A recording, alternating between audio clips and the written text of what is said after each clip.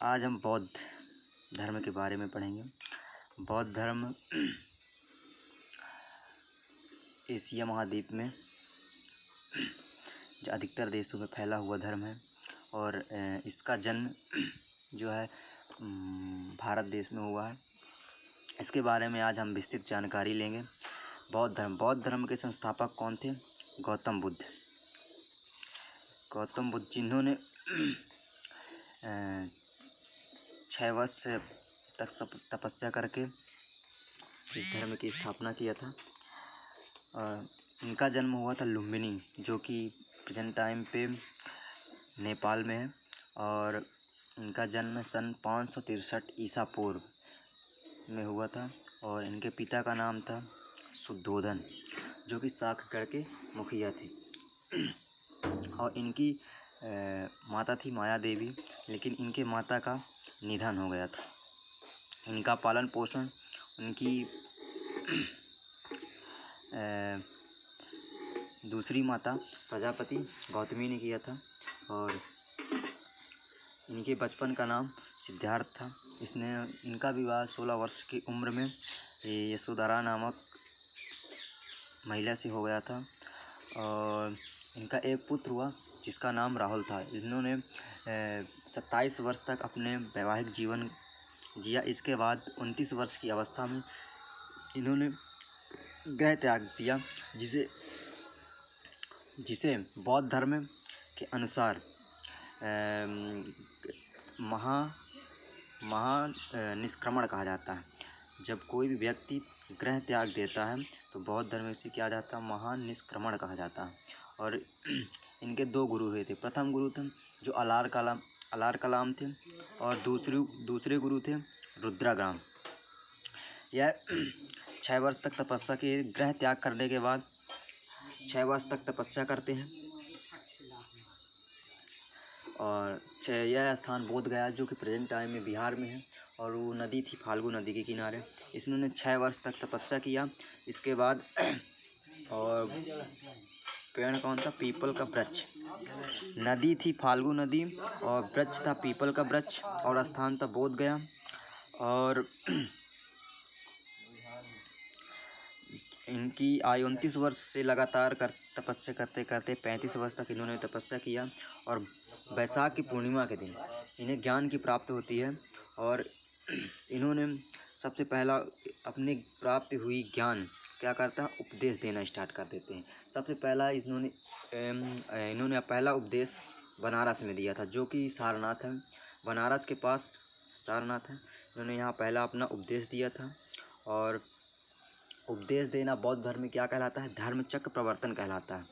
धर्मचक्र प्रवर्तन मतलब कि जब उपदेश देते हैं धर्म का परिवर्तन करते हैं। जो कोई भी उपदेश लेने आता है वह उपदेश लेने के बाद बौद्ध धर्म का अनुयायी हो जाता है। तो भाषा क्या थी इनकी? जो उपदेश देते थे उनकी भाषा पली थी। और इन्होंने सबसे ज़्यादा उपदेश श्रावस्ती में दिया, जो कि उत्तर प्रदेश है। सबसे अधिक बार उपदेश उन्होंने श्रावस्ती में दिया है, जो उत्तर प्रदेश में है। इनकी उम्र 80 वर्ष में हो जाती है। 483 ईसा पूर्व में। और इनकी मृत्यु स्थान देवरिया उत्तर प्रदेश में होती है। और मित्र को जब किसी भी व्यक्ति बौद्ध धर्म अनुयायी के व्यक्ति की मृत्यु हो जाती है तो उस मित्र को मृत्यु नहीं कहा जाता, महापरिनिर्वाण कहा जाता है। और इन्होंने सबसे अच्छा कथन कहा था कि विश्व दुखों से भरा है। और इनकी मुख्य त्यौहार बैसाख की पूर्णिमा है। बैसाख की पूर्णिमा इसलिए है क्योंकि उस दिन गौतम बुद्ध को क्या ज्ञान की प्राप्ति हुई थी। उसी दिन से बैसाख की पूर्णिमा के दिन बैसाखी पूर्णिमा गौतम बुद्ध के जन्मदिन के लिए याद में मनाया जाता है। इसे सबसे बड़ी बात है कि इसे एशिया का लाइट ऑफ ज्योति कहा जाता है। गौतम बुद्ध को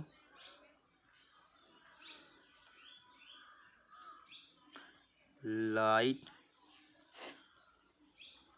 ऑफ ज्योति कहा जाता है।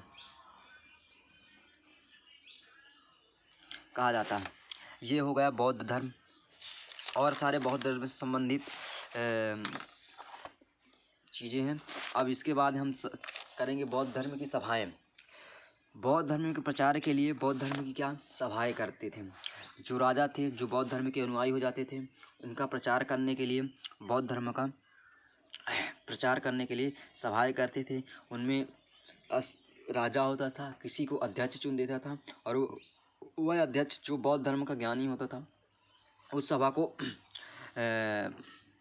मतलब कि सभा को संचालित करता था और बौद्ध धर्म के बारे में जानकारी लेता था। आइए देखते हैं हम कौन कौन से राजा और कौन कौन से सन में और कौन कौन से स्थान और उनका अध्यक्ष कौन था और कहाँ कहाँ इन्होंने बौद्ध धर्म की सभाएँ की। सबसे पहला 483, जैसे ही बौद्ध धर्म का मृत्यु हो जाती है 483 में सबसे पहला बौद्ध धर्म का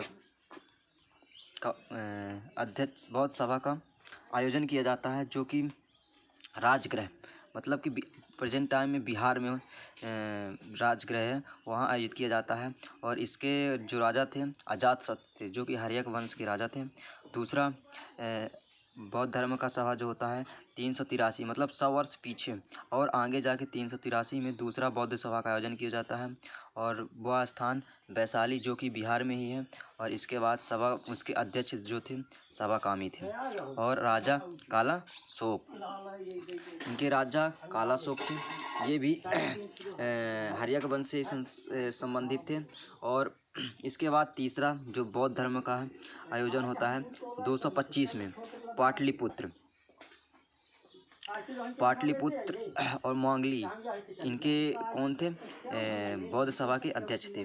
और राजा अशोक थे, जो कि बहुत ही फेमस राजा, भारत के बहुत ही महान राजाओं में से गिनती होती है इनकी, अशोक। और इसके बाद हम आता है लास्ट फर्स्ट सेंचुरी में कुंडलवन, फर्स्ट सेंचुरी में कनिष्क राजा जो कि कुषाण वंश का संस्थापक था, वह चौथी बौद्ध संगति का और बौद्ध अनुयायी राजा था, जो कि चौथी बौद्ध संगति का आयोजन करवाता है। और यह स्थान कुंडलवन जो कि कश्मीर में है, यह बौद्ध संगति का प्रचार करता है। इसमें अलग अलग प्रतीक हैं, जो शब्द यूज किए जाते हैं उनको अलग अलग क्षेत्रों में अलग अलग यूज किए जाते हैं। अगर बौद्ध धर्म में किसी का जन्म होता है, यदि किसी का जन्म होता है तो कमल और श्रवण प्रतीक माना जाता है। कोई भी व्यक्ति अगर बौद्ध धर्म के अनुयायी में जन्म लेता